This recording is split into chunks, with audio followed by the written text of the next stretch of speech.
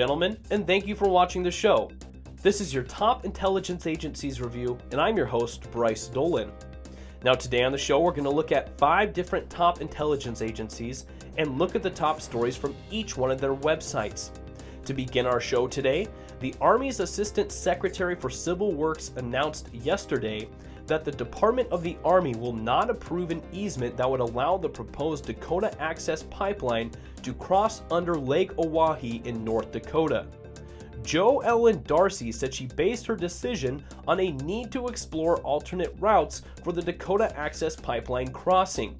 Her office had announced on November 14, 2016, that it was delaying the decision on the easement to allow for discussions with the Standing Rock Sioux tribe, whose reservation lies a half-mile south of the proposed crossing. Tribal officials have expressed repeated concerns over the risk that a pipeline rupture or spill could pose to its water supply and treaty rights. Although we have had continuing discussion and exchanges of new information with the Standing Rock Sioux and Dakota Access, it's clear that there's more work to do, Darcy said.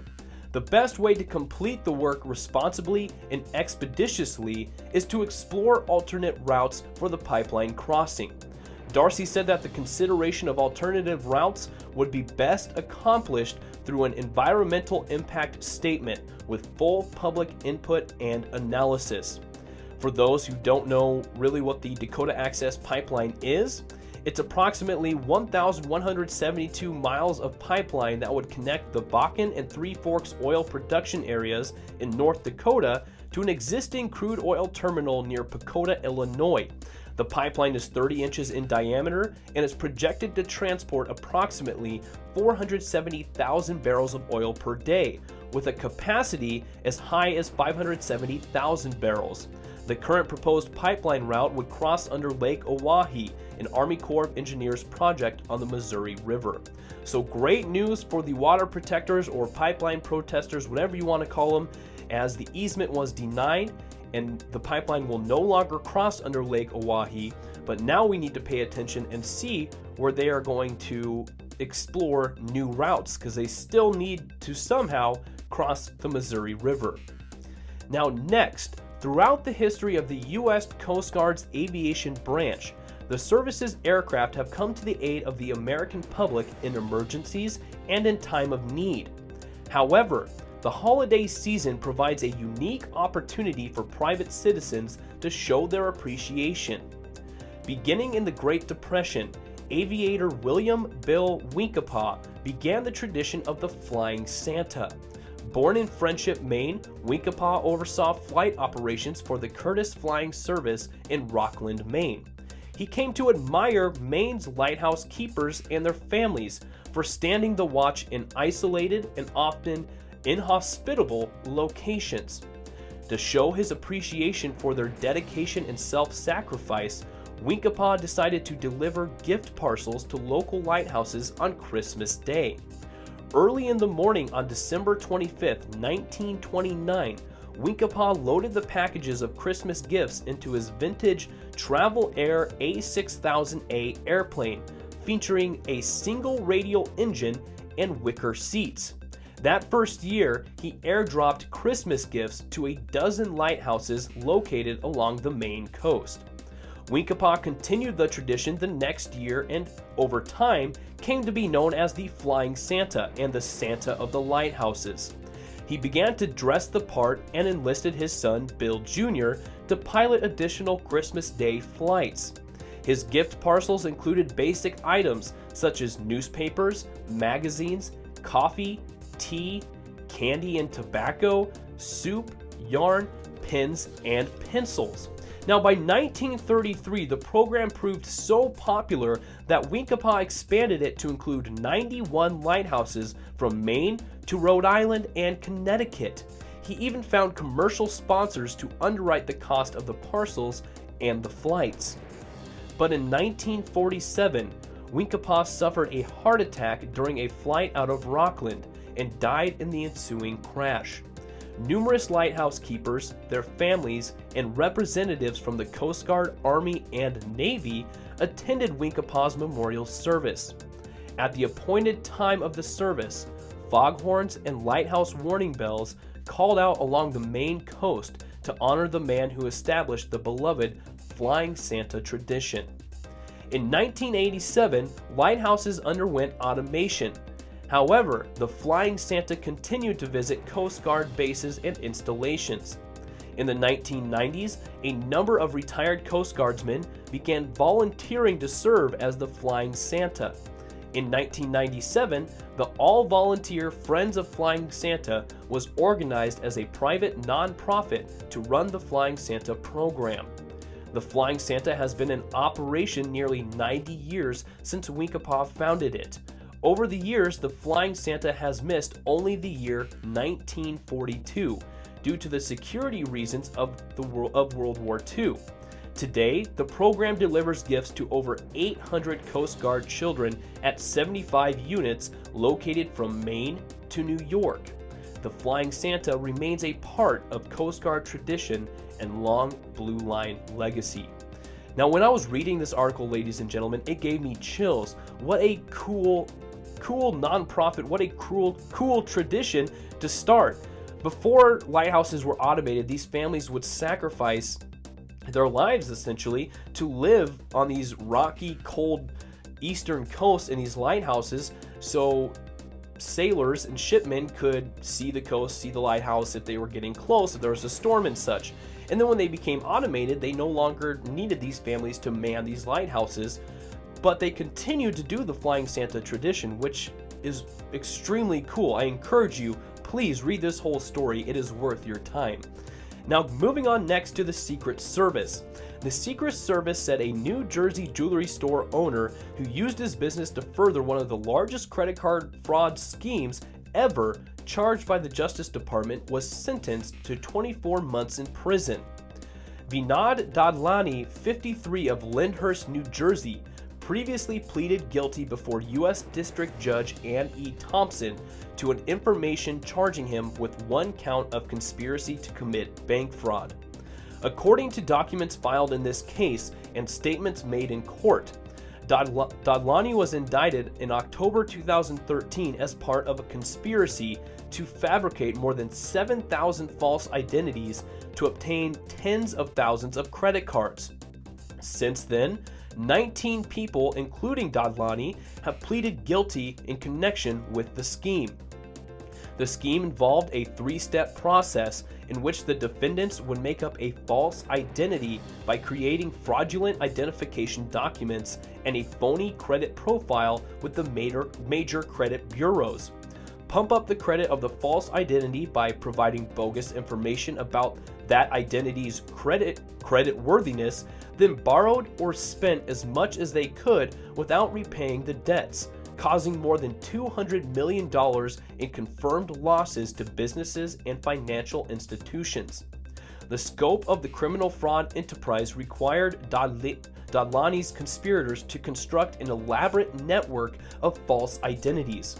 Across the country, the conspirators maintained more than 1,800 drop addresses, including houses, apartments, and post office boxes, which they used as the mailing addresses for the false identities. In addition to the prison term, Judge Thompson sentenced Dadlani to 2 years of supervised release and ordered him to pay forfeiture of $411,000.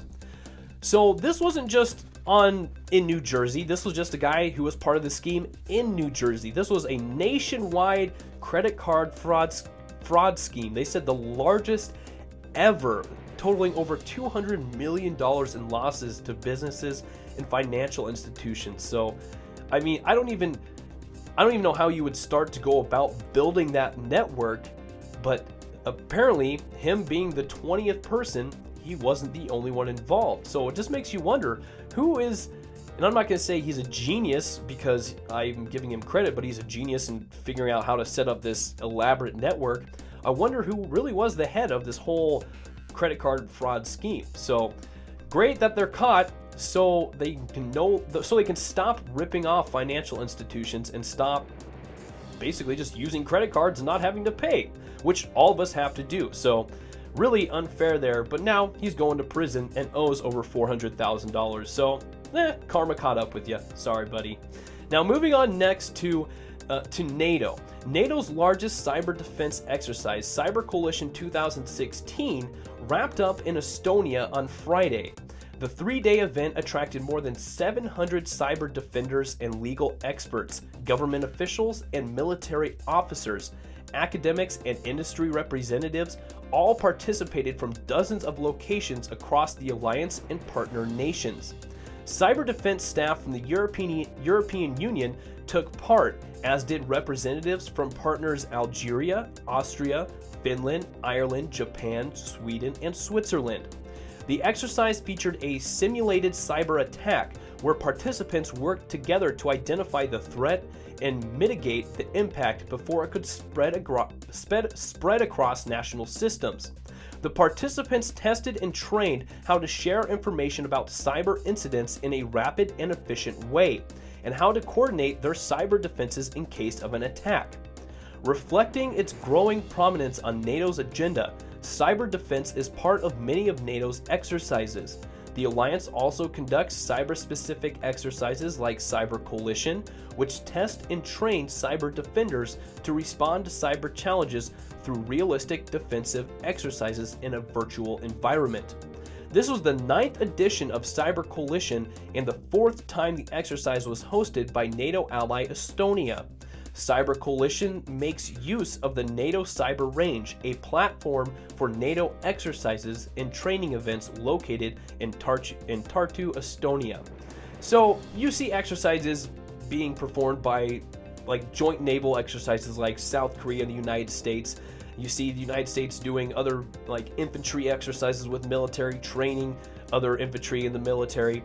Now, this is kind of a new part of military that you kind of need to prepare for, and that's cyber defense. It's a very real thing, and now, especially now in modern times and in the future, everything's connected by a network and internet, and it's only going to become more connected. So a cyber attack could effectively affect an entire nation. So that's good that they are having these coalition, the cyber coalition, to practice cyber defense, not only just in one country, but all around the world. Now, to end the show today, the dedicated workforce at U.S. Immigration and Customs Enforcement, or ICE, is ensuring the just return of cultural artifacts to their countries of origin as part of the wide-ranging duties of the Department of Homeland Security. Now, on Thursday, ICE repatriated 5 illegally smuggled ancient Egyptian artifacts to the government of Egypt. The artifacts included a nesting sarcophagus, a wooden child sarcophagus, and the hand of a mummy dating to the 8th century BCE. While we recognize that cultural property, art, and antiquities are assigned a dollar value in the marketplace, the cultural and symbolic worth of these Egyptian treasures far surpasses any monetary value to the people of Egypt, said ICE Director Sarah R. Saldana. The Egyptian people have recovered these important pieces of their history, and it was made possible by Operation Mummy's Curse, a multi-year investigation by ICE Homeland Security Investigations. Now, the Department of Homeland Security is in a unique position to save the historical, cultural, and artistic property of nations around the world. Federal importation laws give Homeland Security investigations the authority to investigate crimes involving the illicit importation and distribution of stolen artifacts. Customs laws allow Homeland Security investigations to seize cultural property and art that are brought into the United States illegally. In addition, thanks to a partnership with the Smithsonian Museum's Conservation Institute, ICE agents are specially trained to identify and properly store cultural artifacts, many of which are centuries old. So not only are they, the Department of Homeland Security, kind of protecting against fraudulent items going out to stores, which we kind of touched in an earlier segment, but they're also focusing on preserving historical artifacts, which is really great. These 3 artifacts in particular, like they said in the article, mean a lot more to the Egyptian people than any monetary value. So it's great that the U.S. and the Department of Homeland Security can help other countries preserve their history.